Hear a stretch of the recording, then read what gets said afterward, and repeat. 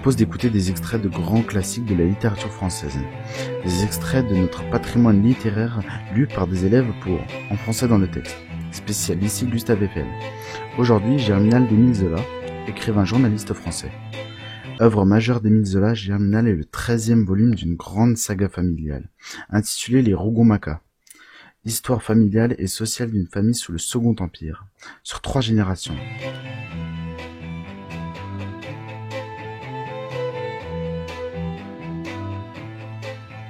Publié en 1885, ce roman est consacré au fils de Gervaise, Étienne Lantier, et à la condition ouvrière à cette époque.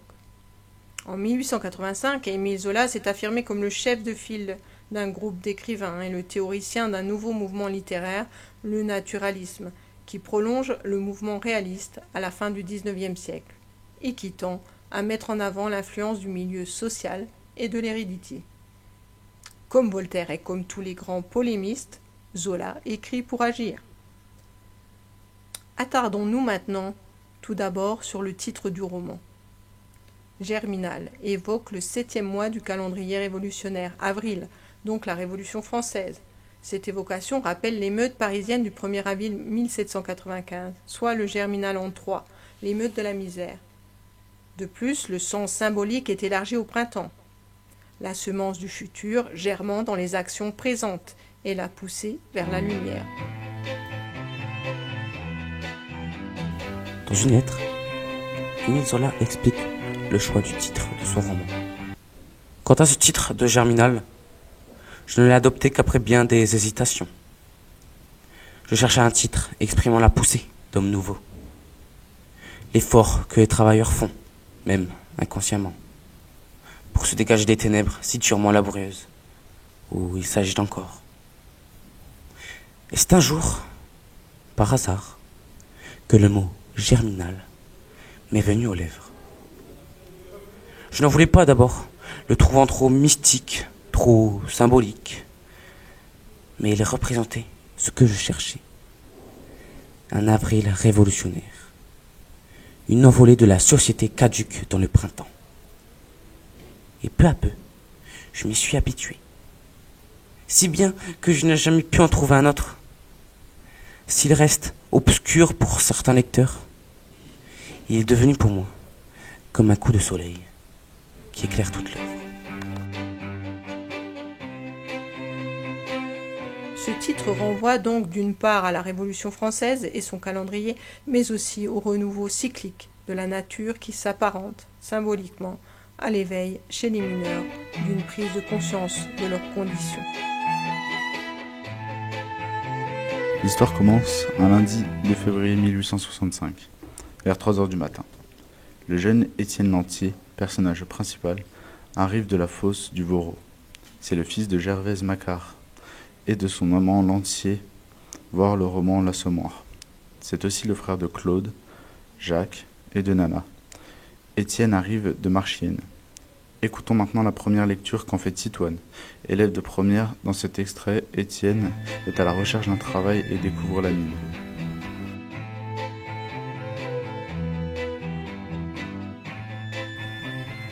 Étienne, qui s'oublie devant le brasier à chauffer ses pauvres mains saignantes.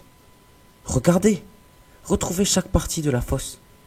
Le hangar goudronné, du criblage, le beffroi du puits, la vaste chambre de la machine d'extraction, la tourelle carrée de la pompe d'épuisement. Cette fosse, d'acier au fond d'un creux, avec ses constructions trapues de briques, dressant sa cheminée comme une corne menaçante. Lui semble avoir un air mauvais de bête coulue, accroupi là pour manger le monde. Tout en l'examinant, il songeait à lui, à son existence de vagabond. Depuis 8 jours qu'il cherchait une place, il se revoyait dans son atelier du chemin de fer, giflant son chef. Chassé de Lille, chassé de partout. Le samedi, il était arrivé à Marchiennes. On nous disait qu'il avait du travail, aux forges. Ni rien, ni aux forges, ni chez Sonneville. Il avait dû passer le dimanche caché sous les bois d'un chantier du charronnage, dont le surveillant venait de l'expulser à 2h de la nuit. Rien, plus un sou, pas même une croûte. Qu'allait-il faire? Ainsi par les chemins, sans but, nous sachant seulement où s'abriter contre la bise. Oui, c'était bien une fosse. Les rares lanternes éclairaient le carreau. Une porte brusquement ouverte lui avait permis d'entrevoir les foyers des générateurs, dans une clarté vive. Il s'expliquait jusqu'à l'échappement de la pompe. Cette respiration grosse et longue, soufflant sans relâche, qui était comme la laine engorgée du monstre. Après la lecture, passons à l'analyse. Émile Zola emploie dans cet extrait plusieurs termes de la mine. L'auteur a donc effectué des recherches documentaires précises pour rédiger son roman, afin que les descriptions de la mine et du travail des mineurs soient au plus proche du réel. On apprend dans ce passage qu'Étienne Lantier a perdu son travail après une altercation avec son chef. Il cherche une autre place, mais sans succès. Il traverse un moment difficile. Il n'a pas de logement et rien à manger. La fosse est décrite de façon très réaliste. L'auteur emploie des termes techniques précis pour la présenter. Le beffroi, la tourelle. Mais sa description comporte également une dimension poétique et épique. La fosse est personnifiée. Semblait avoir un air mauvais de bête goulue, accroupie, là pour manger le monde.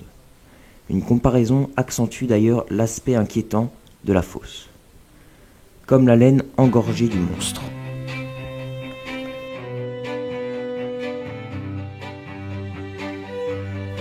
Seconde lecture, toujours par Titoine. Cet extrait montre la révolte et la naissance d'une conscience de classe pour le personnage. Étienne Lantier a été embauché et est rapidement devenu un très bon mineur. Après quelques mois à l'hôtel, il loge dans le coron chez une famille ouvrière, les Maheu.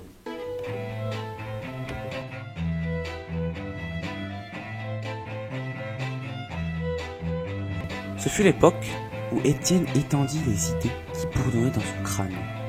Il n'y avait que la révolte de l'instinct, au milieu de la sourde fermentation des camarades. Mais toutes sortes de questions confuses se posaient à lui. Pourquoi la misère des uns? Pourquoi la richesse des autres? Pourquoi ceux-ci sous le talon de ceux-là, sans l'espoir de jamais prendre leur place? Et sa première étape fut de comprendre son ignorance. Une honte secrète, un chagrin caché le rongèrent. Dès lors, il ne savait rien. Il n'osait causer de ces choses qui le passionnaient. L'égalité de tous les hommes. L'équité qui voulait un partage entre eux des biens de la terre. Aussi se prit-il pour l'étude du goût, sans méthode, des ignorants, affolés de science.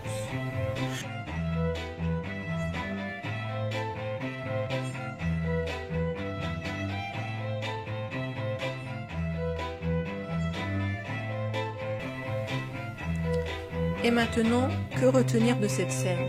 Dans cet extrait, Étienne Lantier prend conscience des très fortes inégalités sociales qui existent entre les ouvriers et les patrons notamment. Avant cette prise de conscience, c'est la révolte de l'instinct qui l'animait, c'est-à-dire qu'il réagissait spontanément, intuitivement, sans une réflexion rationnelle au sujet de la situation sociale vécue. Ici, Étienne Lantier ressent une honte secrète, car il manque de connaissances, de culture, pour exprimer ses idées politiques. Afin de combler ces lacunes, il commence à étudier beaucoup, mais sans méthode. Il va être confronté d'un côté à l'innovation capitaliste et de l'autre aux réalités de la condition ouvrière. Ces deux côtés s'affrontent pendant toute la narration. Le roman montre donc la naissance d'une conscience politique chez Étienne Lantier.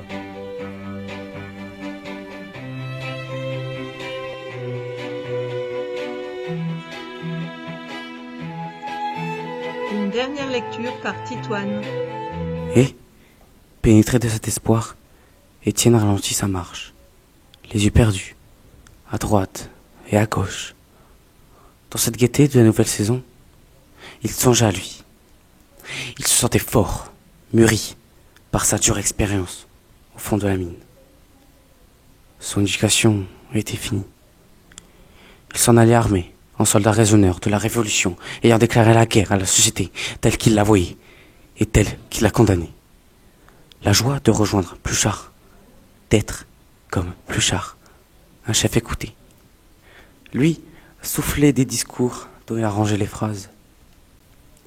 Il méditait d'élargir son programme, l'affinement bourgeois qu'il avait osé, au-dessus de sa classe, le jeter à une plus grande de la bourgeoisie. Ces ouvriers dont l'odeur de misère le gênait, maintenant, il éprouvait le besoin de les mettre dans une gloire. Il les montrerait comme les seuls grands, les seuls impeccables, comme l'unique noblesse et l'unique force où l'humanité put se retremper. Déjà, il se voyait à la tribune, triomphant avec le peuple, si le peuple ne le dévorait pas. Pour conclure, au fil du roman, le lecteur constate l'évolution d'Étienne Lantier. À l'ouverture du roman, il apparaît seul, pauvre, sans travail et sans logement. Il apprend ensuite le métier de mineur et son travail est apprécié. Il développe sa culture politique en lisant beaucoup et devient un militant qui accompagne et représente les mineurs dans la lutte contre les patrons, les bourgeois. On peut dire qu'il s'agit d'un roman d'apprentissage car Étienne Lantier a appris un métier et a vécu une aventure humaine éprouvante mais formatrice. Il se sentait fort, mûri par sa dure expérience au fond de la mine. Il a approfondi sa conscience et sa culture politique. Son éducation était finie. Il s'en allait armé, en soldat raisonneur de la Révolution, et se sent sûr de lui pour mener à bien ses projets. Merci pour votre écoute.